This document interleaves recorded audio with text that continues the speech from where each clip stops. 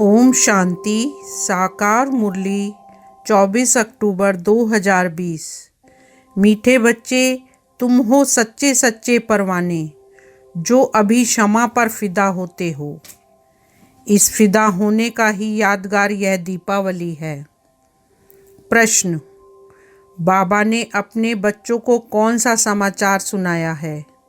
उत्तर: बाबा ने सुनाया, तुम आत्माएं निर्वाण धाम से कैसे आती हो और मैं कैसे आता हूँ। मैं कौन हूँ, क्या करता हूँ, कैसे राम राज्य स्थापन करता हूँ, कैसे तुम बच्चों को रावण पर विजय पहनाता हूँ। अभी तुम बच्चे इन सब बातों को जानते हो। तुम्हारी ज्योति जगी हुई है। गीत: तुम ही हो माता पिता, तुम ही हो। ओम शांति। मीठे मीठे रूहानी बच्चों ने गीत सुना। आत्माओं ने इन जिस्मानी कर्मेंद्रियों से गीत सुना। गीत में पहले तो ठीक था, पिछाड़ी को फिर भक्ति के अक्षर थे। तुम्हारे चरणों की धूल है। अब बच्चे चरणों की धूल थोड़े ही होते हैं। यह रॉन्ग है। बाप बच्चों को राइट अक्षर समझाते हैं। बाप आते भी वहाँ से हैं जहाँ से बच्चे आते हैं। वह है निर्वाण धाम।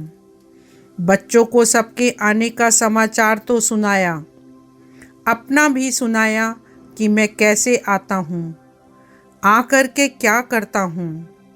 राम राज्य स्थापन करने अर्थ रावण पर विजय पहनाते हैं। बच्चे जानते हैं राम राज्य और रावण राज्य इस पृथ्वी पर ही कहेंगे। अभी तुम विश्व के मालिक बनते हो। धरती, आसमान, सूर्य आदि सब तुम्हारे हाथ आ जाते हैं तो कहेंगे रावण राज्य सारे विश्व पर और राम राज्य भी सारे विश्व पर है।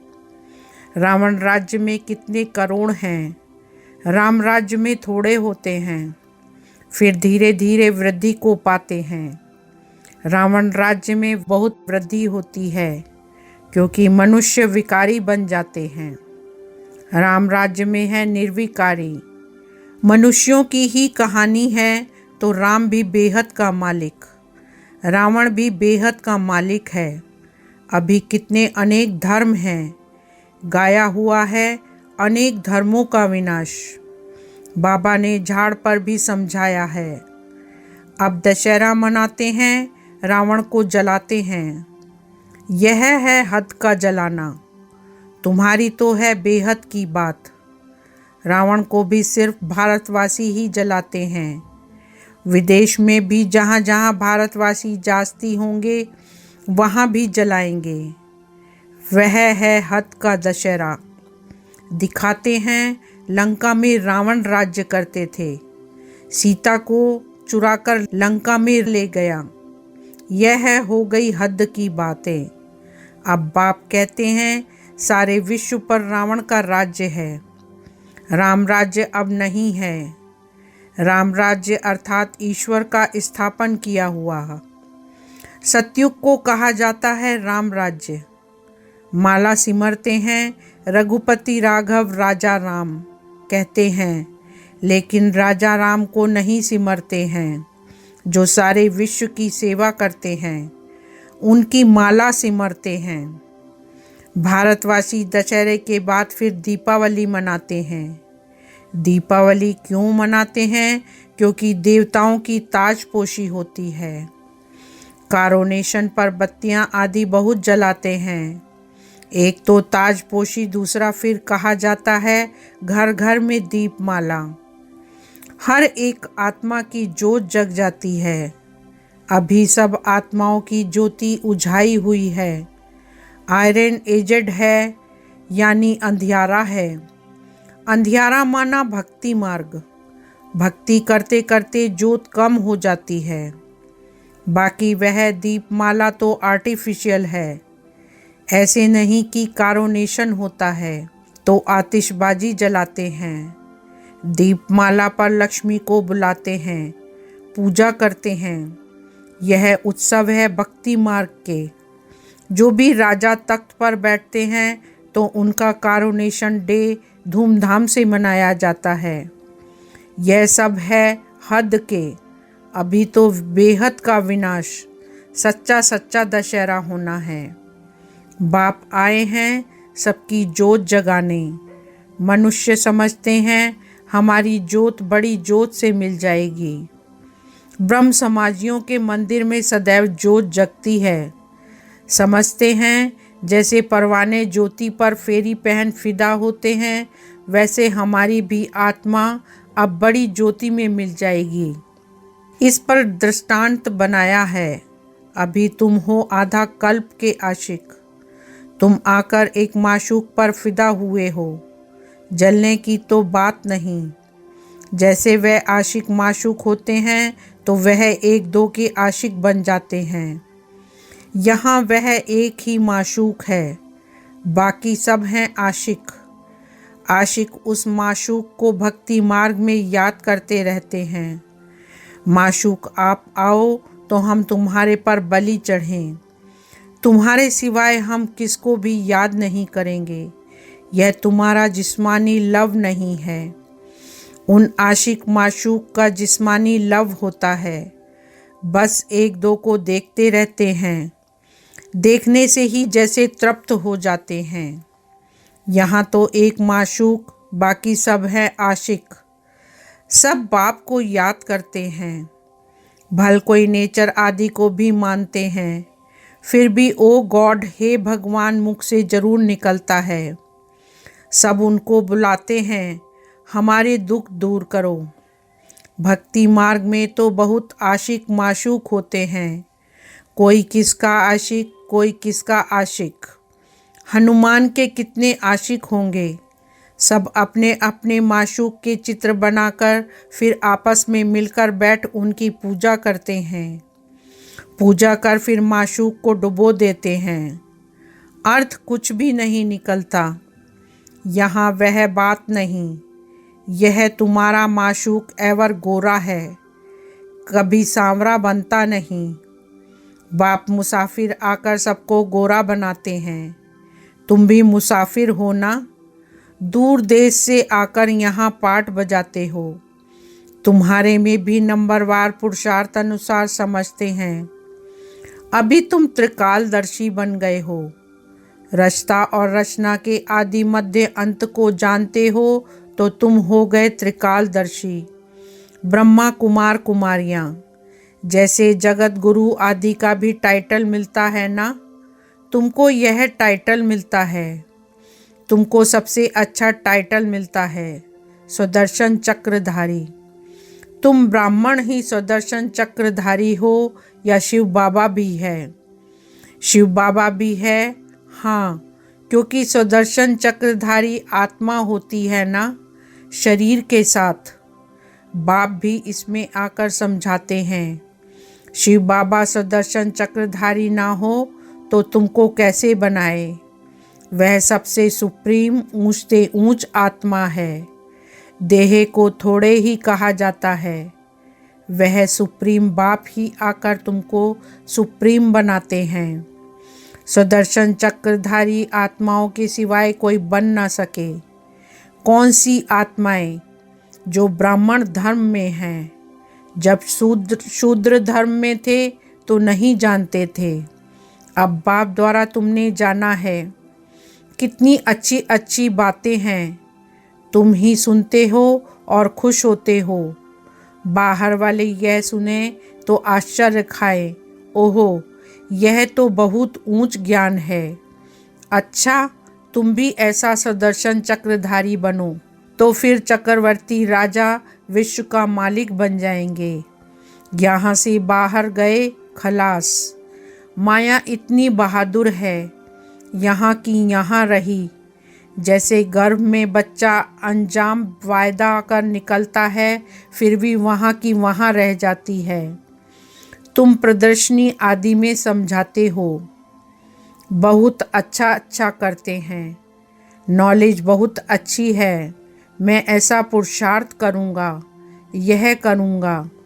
बस बाहर निकला, वहाँ की वहाँ रही, परंतु फिर भी कुछ ना कुछ असर रहता है। ऐसे नहीं कि वह फिर आएंगे नहीं। झाड़ की वृद्धि होती जाएगी।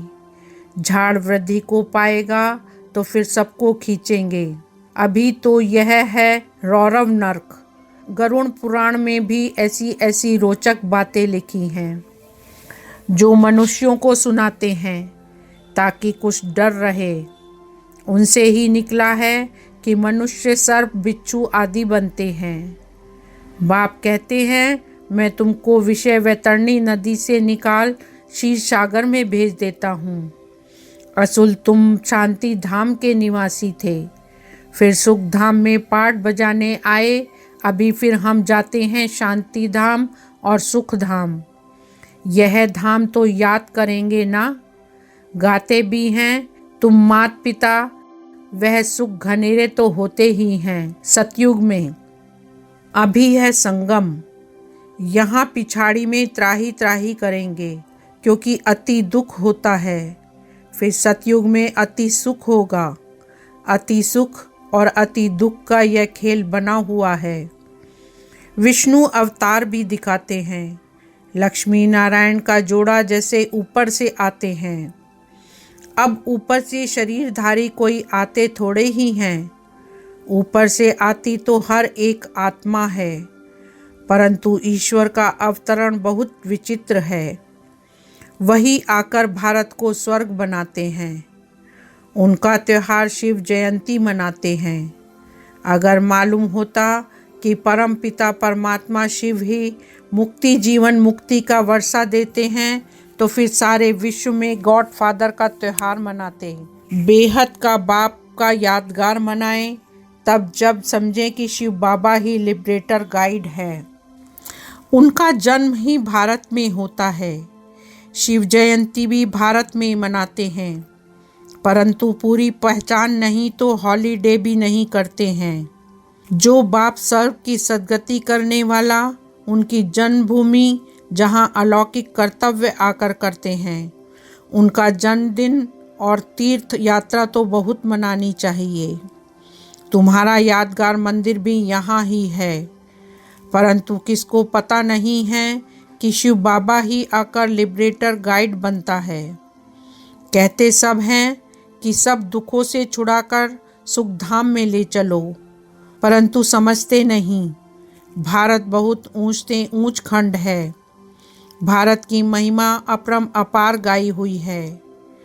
वहाँ ही शिव बाबा का जन्म होता है। उनको कोई मानते नहीं, स्टैंप नहीं बनाते, औरों की तो बहुत बनाते रहते हैं। अब कैसे समझाया जाए जो इनके महत्व का सबको पता पड़े। विलायत में भी सन्यासी आदि जाकर भारत का प्राचीन योग सिखलाते हैं। जब तुम यह राजयोग बताएंगे तो तुम्हारा बहुत नाम होगा। बोलो राजयोग किसने सिखाया था? यह किसको पता नहीं है। कृष्ण ने भी हठ योग तो सिखाया नहीं। यह हठ योग है सन्यासियों का, जो बहुत अच्छे पढ़े लिखे हैं, जो अपने को फिलॉसफर कहलाते हैं। वह इन बातों को समझ और सुधर जाएं, कहे हमने भी शास्त्र पढ़े हैं। परंतु अब जो बाप सुनाते हैं वह राइट है, बाकी सब है रॉन्ग। तो यह भी समझें कि बरोबर बड़े से बड़ा तीर्थ स्थान यह है जहाँ बाप आते हैं। तुम बच्चे जानते हो, इसको कहा जाता है धर्म भूमि। यहाँ जितने धर्मात्मा रहते हैं उतने और कहाँ नहीं। तुम कितना दान पुण्य करते हो, बाप को जानकर तन मन धन सब इस सेवा में लगा देते हो। बाप ही सबको लिबरेट करते हैं, सबको दुख से छुड़ाते हैं, और धर्म स्थापक कोई दुख से नहीं छुड़ाते हैं। वह तो आते ही हैं उनके पिछाड़ी। नंबरवार सब पाठ बजाने आते हैं। पाठ बजाते बजाते तमो प्रधान बन जाते हैं। फिर बाप आकर सदो प्रधान बनाते हैं।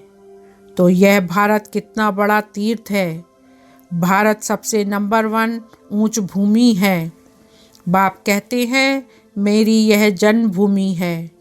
मैं आकर सबकी सद्गति करता हूँ, भारत को हेवन बना देता हूँ।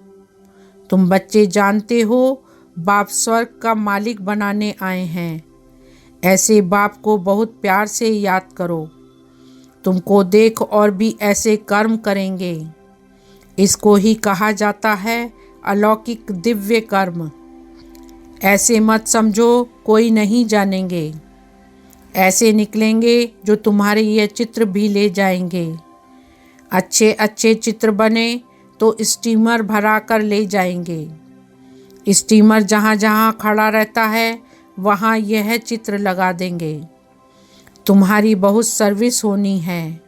बहुत उदार चित्त हुंडी भरने वाले सांवल शाह भी निकलेंगे जो ऐसे काम करने लग पड़ते हैं ताकि सबको मालूम पड़े कि ये कौन है जो इस पुरानी दुनिया को बदल और नई दुनिया स्थापन करते हैं। तुम्हारी भी पहले तुच्छ बुद्धि थी, अभी तुम कितने स्वच्छ बुद्धि बने हो। जानते हो हम इस ज्ञान और योग बल से विश्व को हेवन बनाते हैं। बाकी सब मुक्ति धाम में चले जाएंगे। तुम्हें भी अथॉरिटी बनना है। बेहद के बाप के बच्चे होना। शक्ति मिलती है याद से। बाप को वर्ल्ड ऑलमाइटी अथॉरिटी कहा जाता है। सभी वेदों शास्त्रों का सार बताते हैं, तो बच्चों को कितना उमंग रहना चाहिए सर्विस का। मुख से ज्ञान रत्नों के सिवाय और कुछ ना निकले। तुम हर एक रूप बसंत हो। तुम देखते हो सारी दुनिया सब्ज हरी भरी बन जाती है।